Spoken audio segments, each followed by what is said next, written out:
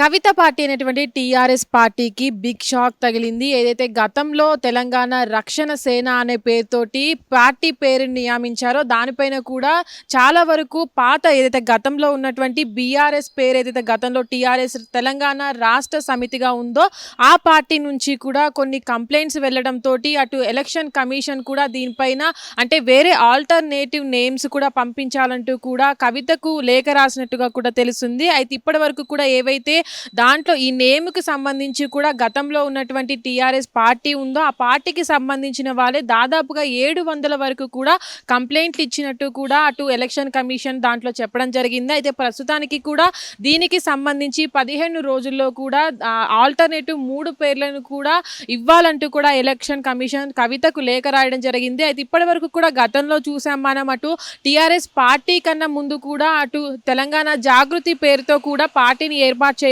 అనుకున్నారు. కానీ దాని తర్వాత కూడా దాని పేరును మార్పు చెందుతూ కూడా టీఆర్ఎస్ పార్టీ అంటే తెలంగాణ రక్షణ సేన కూడా ముందుకు తీసుకురావడం జరిగింది. అయితే ఈ పేరు కన్నా ముందు కూడా టీఆర్ఎస్ అంటే తెలంగాణ రాష్ట్ర సేనగా కూడా తీసుకురావాలని చూసిన సందర్భంలో అంటే ఇది వరకే టీఆర్ఎస్ పేరుతో టీఆర్ఎస్ తెలంగాణ రాష్ట్ర సమితి ఉంది కాబట్టి ఇక్కడ రాష్ట్రం పేరులో కూడా అక్కడ రక్షణ అని కూడా చేర్చాలంటూ కూడా అటు ఎలక్షన్ కమిషన్ కి చెప్పినటువంటి పరిస్థితుల్లో కూడా దాని తర్వాత కూడా టీఆర్ఎస్ పార్టీని అనౌన్స్ చేయడం జరిగింది. అయితే అప్పట్లో అంటే ఏదైతే కవిత టీఆర్ఎస్ పార్టీని అనౌన్స్ చేసినటువంటి సందర్భంలో కూడా అటు చాలా వరకు ఇప్పుడు ఉన్నటువంటి బీఆర్ఎస్ పార్టీ నేతలు కూడా దీన్ని వ్యతిరేకించడం జరిగింది. ఏదైతే ఇప్పటి వరకు ఉన్నటువంటి పార్టీ మారినప్పటికీ కూడా టీఆర్ఎస్ పేరు ఏదైతే గతంలో వాళ్ళపైన రిజిస్టర్ అయ్యింది కాబట్టి దీనిపైన పూర్తి హక్కు అంటే 10 సంవత్సరాల హక్కు కూడా అటు ఇప్పుడున్నటువంటి బీఆర్ఎస్ పార్టీకి ఉంటుంది కాబట్టి దీన్ని రద్దు చేయాలంటూ కూడా వాళ్ళు అంటే ఎలక్షన్ కమిషన్ కి లేఖలు రాసినటువంటి పరిస్థితుల్లో కూడా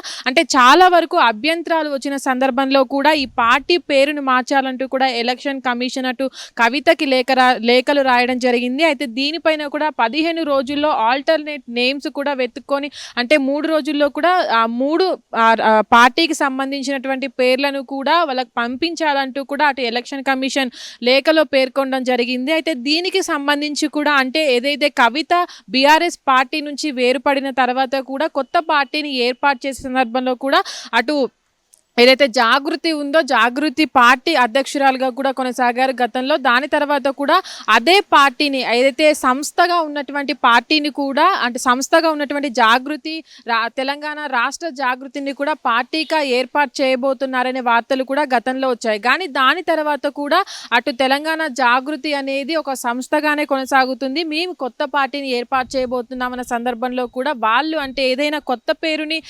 చెప్తారనే అవకాశాలు ఉన్నాయని కూడా చాలా వార్తలు వినబడినట్టు సందర్భాల్లో వీళ్ళు అంటే ఈ పేరునే ముఖ్యంగా గతంలో బీఆర్ఎస్ పార్టీకి ఉన్నటువంటి టీఆర్ఎస్ పార్టీ నేమ్నే మళ్ళీ తీసుకోవడం దాంట్లో పేరు మినహాయింపును కూడా దాంట్లో పొందుపరచడం కూడా అందరికీ షాక్నివ్వడం జరిగింది. అంటే దాని తర్వాత బీఆర్ఎస్ పార్టీ కూడా దీనికి అభ్యంతరాలు తెలిపినప్పటికీ కూడా చాలా వరకు అంటే ఎవరైతే పార్టీ తరపు నుంచి వచ్చారో వాళ్ళంతా కూడా ఈ పేరుని కూడా తీసివేయాలంటూ పూర్తి హక్కు ఇప్పుడు ఉన్నటువంటి బీఆర్ఎస్ పార్టీకే ఉంటుందని కూడా వాళ్ళ అభ్యంతరాలు తెలిపిన సందర్భంలో ఎలక్షన్ కమిషన్ కూడా దీనిపైన దృష్టి పెట్టిన తర్వాత కూడా ఇటు అంటే పేరును మార్చాలంటూ కూడా అటు కవితకి లేఖ రాసిన సందర్భంలో అంటే పేరు మార్పు అనేది ఉంటుందా లేదా తెలంగాణ రాష్ట్ర సమితి అంటే తెలంగాణ రక్షణ సేనగానే అటు కవిత పార్టీతో కొనసాగుతారా అనేది చూడాలి. కానీ ఇప్పటి వరకు కూడా అంటే ఒకవేళ ఈ పార్టీని మార్చబోమని ఒకవేళ ఆ పార్టీ చెప్పినట్లయితే ఒకవేళ ఎలక్షన్ కమిషన్ అంటే ఎలాంటి సమాచారం లేకుండా కూడా ఈ పార్టీ పేరును రద్దు చేస్తామంటూ కూడా తెలపడం జరిగింది. అయితే దీనిపైన ఎలాంటి నిర్ణయం తీసుకోబోతున్నారు